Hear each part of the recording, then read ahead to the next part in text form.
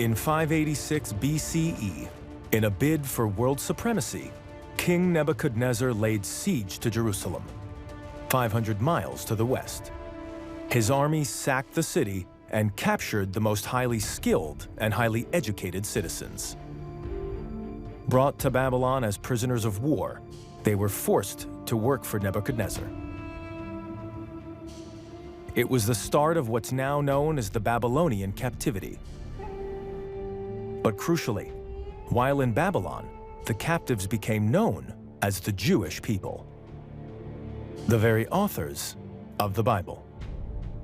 Nebuchadnezzar's ziggurat was the biggest one ever made. It was the most impressive, and it must have had a very powerful effect on people who saw it for the first time and who lived under it, because wherever you were in the city, you would see this thing.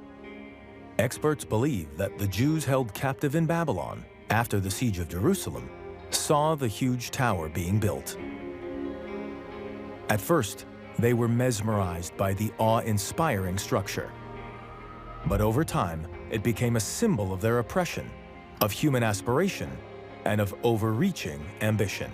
When you look at the early chapters of the Bible, it is clear that some of it is drawn from the Judeans' own records, and some of it incorporates narratives which they must have encountered for the first time in Babylon, which were so powerful and striking that the authors, the philosophers who worked on the Hebrew text, incorporated them to tell their own story. And there's a compelling clue in the story that backs up a theory that Jewish slaves witnessed the tower being built during their time in captivity. This is an original brick from Babylon. It carries traces of an unusual construction material from the time: bitumen, an ancient tar and mortar that's specifically mentioned in the biblical tale. This is one of the actual bricks which Nebuchadnezzar commissioned. We know it's Nebuchadnezzar because there's a stamped inscription on the front. Down the edge you can see this murky black stuff. This is bitumen. In the book of Genesis, it literally says that they use brick for stone and bitumen for mortar. It's expressly said there. What we have here is one brick and its bitumen, which fits exactly into that special context.